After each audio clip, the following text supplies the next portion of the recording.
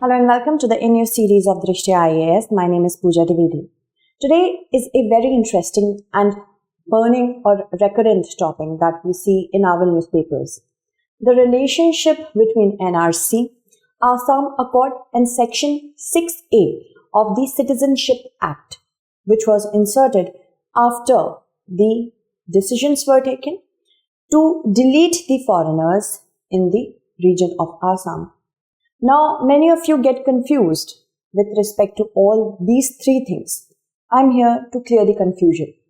So, the Supreme Court is set to hear a clutch of petitions with respect to the condition of Assam and the rest of India. There are various facets to it. So, we will go through them one by one.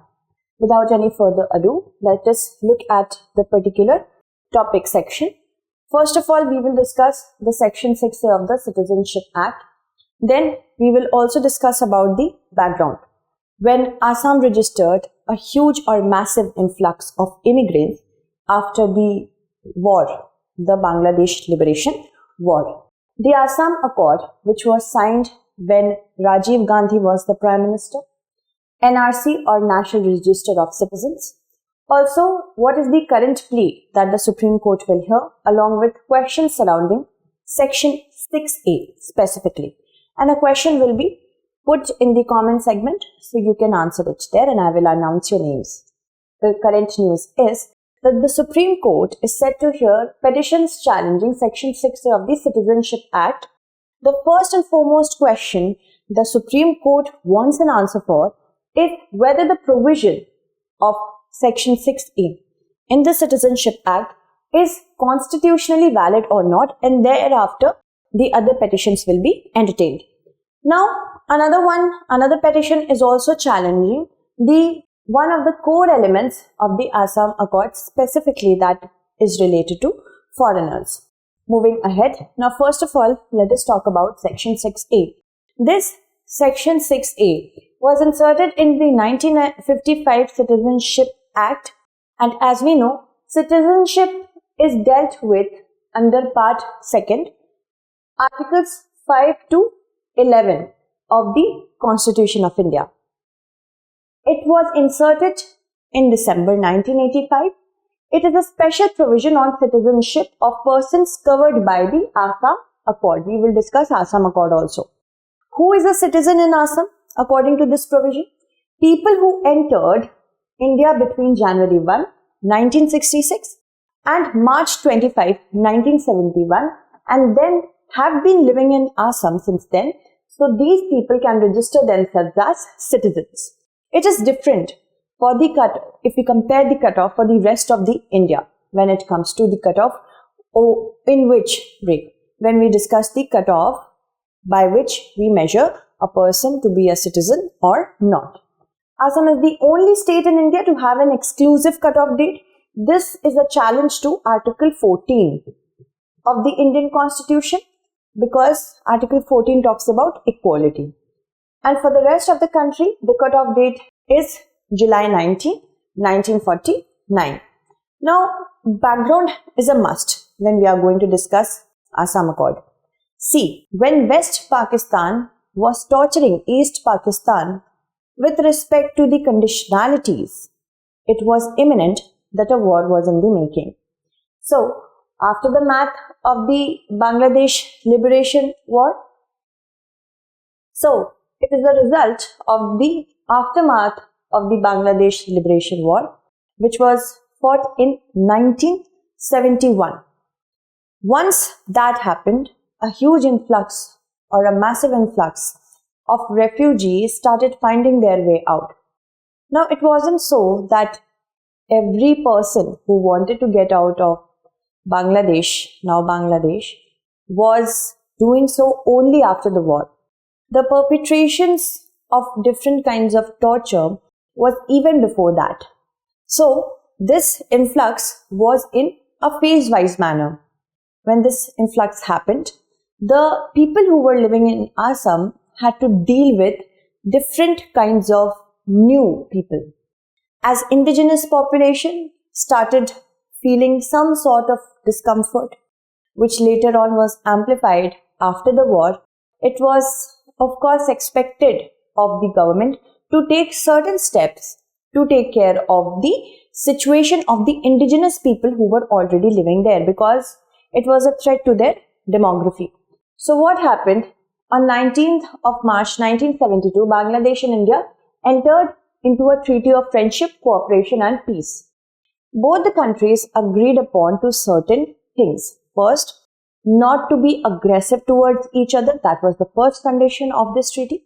Secondly, not to let their territories be used for launching any sort of military aggression against both the countries, against each other's territory. So this was agreed to upon. Assam Accord's background finds its traces in this movement only. When all Assam Students Union as well as the All Assam Gana Sangram Parishad decided to speak for the indigenous population, how their demography is being threatened and how their political empowerment is also going to be threatened. So the level of talks began in 1980, 1983, and the level was pretty high. It was being done on the Prime Ministerial and Home Ministerial level. Formal discussions resumed in March 1985 under the leadership of the Prime Minister Rajiv Gandhi, and several rounds of informal discussions were already there. So it was not all of a sudden, but after many rounds of formal as well as informal talks. Finally, this accord was signed. It is a memorandum of settlement. That means to settle the issue. It was a tripartite settlement. 3 parties were involved: Government of India and Assam, and All Assam Students Union, and All Assam Gana Sangram Parishad. This was signed in New Delhi on the date of August 15. The year is 1985. There are certain clauses where we have our discussions dedicated. The most important one is the foreigner issue. This is dealt by Clause 5 of the Assam Accord. Second is safeguards and economic development, Clause 6 and 7. Some other issues also reflect under Clause 8 to 11, and a section is there on restoration of normalcy, Clause 13 to 14. The Home Ministry becomes the nodal agency to implement Assam Accord. Now, under the government of Assam, in 1986, a department was formulated by the name of Implementation of Assam Accord Department. It was going to do certain works with respect to implementation of the Assam Accord, as the name reflects. To monitor the work implementing under various clauses of the Assam Accord, which is executed by different departments and organizations. And also, it will do so as entrusted by the Government of India as well as the Government of Assam, and it also worked in liaison with other important organizations such as the ones mentioned in the Assam Accord, the tripartite agreement. Now, what was agreed upon with respect to foreigners is of special significance, because this has been challenged in the court, the cut-off date. So, for the purpose of detection and deletion of foreigners, it was decided that 1 January 1966 shall be the base data and year.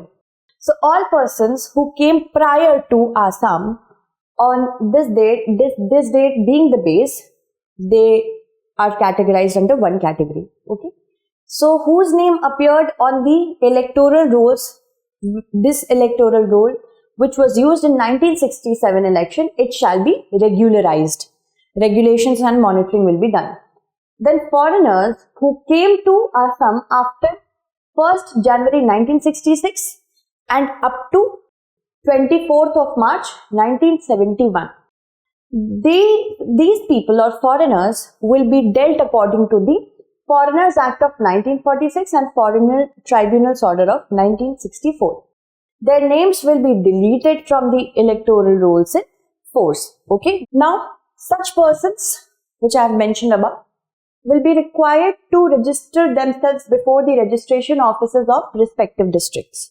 So, there will be registration offices in different districts, and the persons which have been mentioned, they will have to register themselves there.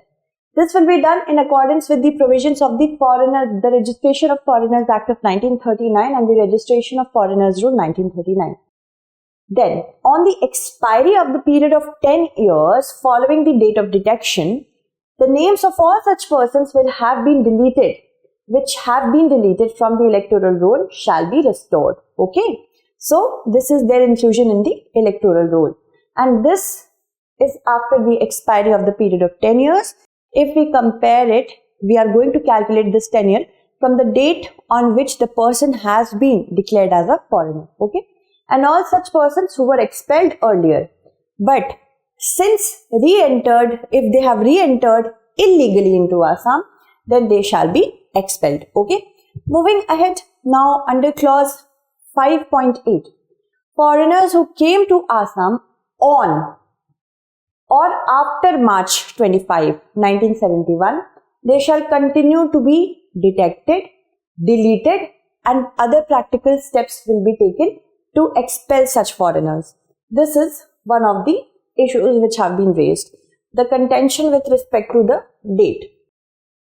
Another point that we have to discuss over here is NRC, National Register of Citizens, which is unique to Assam right now. See, it is a register containing names of all genuine Indian citizens. At present, only Assam has such a register, although Nagaland is also preparing a register like this by the name of the Register of Indigenous Inhabitants, because northeastern states are such regions which have myriad ethnic groups, and these ethnic groups are politically, culturally, socially very important for India. And the central government is preparing National Population Register. This will contain demographic and biometric details of citizens. This is just to give you an idea. So for the first time ever, NRC for Assam was conducted or was maintained in 1951. Back then, Manipur and Tripura were also given a suggestion to do the same, but it could not be materialized. Now in 1951, because as I told you, partition, of course, the liberation war is another thing, but then partition also happened, right? In the late 1940s. So what happens when West Pakistan was created? Migrants came to the adjacent regions of India. When East Pakistan was created, the influx was in Assam. So it was for them. Okay, the NRC of 1951. My random question for you today is, which of the people were accepted as citizens in the NRC of 1951? You have to tell me in the comment section in just 2 sentences. Okay. So NRC in Assam is a list of Indian citizens who have been living in the state of Assam. The Citizens Register sets out to identify the foreign nationals in the state that borders Bangladesh. It was in accordance to the Supreme Court's order of 2013 that the register was maintained, the current updated one of 2019. Okay, so 33 million people had to prove that they were Indian nationals prior to March 24, 1971. The updated final NRC was given out on August 31st, 2019. Over 1.9 million applicants failed to make it to the list, but not to worry, because what happens, I will tell you next. They are not completely deleted out. Just stay with me. See, how does one prove to be a citizen according to NRC? The name of applicant's family or members, it should be either in the first NRC which was prepared in 1951 or in the electoral rolls of up to March 24, 1971. If the person fails to give these 2 evidences, others are also available, such as refugee registration certificate, birth certificate, LIC policy, and land and tenancy records. Then citizenship certificate, passport, government issued license is also okay. Certificate, bank, post office accounts, permanent residential certificate, government employment certificate, education certificate, and court record. Every possible document that could make you a citizen of Assam has been provided for by the government. Something must be there with you. Okay. If you do not have anything, that then is a problem. Okay. Let's first of all talk about the actual issue. See, many people say if you do not have anything, if they are not well read, I am talking about certain people who have not read well about the provisions that the government is providing if you do not have any of these. But if Even if you do not have any of these, remember the center has said that if a person's name fails to reflect in the NRC, then it doesn't by itself amount to him or her being declared a foreigner. The person can present their case before Foreigners Tribunal. If they are unhappy with the pronouncement of any judgment by the Foreigners Tribunal, they can go to the High Court and then the Supreme Court. And a person will not be detained until he or she is declared a foreigner by Foreigner Tribunal. That is also there. The government has also provided for NRC Seva Kendras in every district of Assam, where this Seva Kendra will help the citizens in searching, will help the foreigners, not citizens, in helping to search for legacy data, issuing legacy data code in receipt of NRC application form. Okay. What is the current plea? First, we have to discuss that as well before we move on to the other questions which are related to Section 6A. First, constitutional validity of Section 6A. Is it constitutionally valid? Because the current plea wants 1951 to be established as the cut-off date for inclusion in the National Register of Citizens and not 1971. This petition has been filed by Assam Sannmilita Mahasangha, who are fighting for the rights of the indigenous people. They are very scared about the rights of the indigenous people. It is kind of a discrimination to them who are original inhabitants and the ones who did not belong to Assam according to this Mahasangha and came as refugee. So they are not happy with that. Okay. 10 years ago, they filed this petition. They also say that by establishing a different cut-off date for Indian citizenship in Assam than the rest of the India, this move is discriminatory, arbitrary and illegal. It also violates the rights of the indigenous Assamese people. Also, it says that because of this new move, updation of NRC in 2019, the Assam Accord and Section 6A, this has led to a perceptible change in the demographic pattern because the people who were already living there, they had their own culture, they had their own society, they had their own political support. But because of the large influx, the demography has completely changed. It has reduced the people of Assam to a minority in their own state. It is detrimental to the economic and political well-being of the state, and it also acts as a potent force against the cultural survival, political control and employment opportunities of the people, because they have been reduced to a minority in their own state, and that also creates a problem for the political exercise because the government will now try to appease. Generally, it happens in a democracy that they generally appease to the majority in the section of demography. So it was expected by the working president of the ASM, Matiur Rahman, saying that they are looking to an order passed by a 2-judge bench led by CJI Ranjan Gogoi, then CJI Ranjan Gogoi, as a possibility that the NRC can be updated, and it was ordered by the court to be updated. Okay. Then there are certain questions. Whether Article 10 and 11 of the Constitution of India permit the enactment of Section 6A of the Citizenship Act. As I told you, Article 5 to 11 deals with citizenship in Part 2 of the Indian Constitution. Whether Section 6A violates Article 325 and 326 of the Constitution, that is related to the elections. Then whether 6A violates Article 29 Clause 1, in which the section of the people can, conserve their own culture, their own status, conserve their culture. Okay. Then what happens? Whether Section 6A violates Article 355, would an influx of illegal migrants into state of India constitute external aggression or even internal disturbance? Whether Section 6A violates Article 40 and Article 21, which deals with the right to life and liberty. So right to life and liberty is for the Assamese people, indigenous Assamese people, according to this particular petition. Okay, so let me take the names of those who have answered the last question correctly. The last question's answer was option B. Syed Javed, Shruti, N. Vaishnavi, Srinivas, Tushita, Pallavi, Anju, Akhil, Karuchola, Yashu, Samir, Daksha, Lali, Neha, also Koel, Anju, Anamika, Shanti, Shirley, Divya, Megha, Sagarika, Dheeraj, Rahul, Ayushi, Tanu, Tekechke, Suraj and Gopal. Thank you so much for answering the last question. Answer this question as well. Stay updated.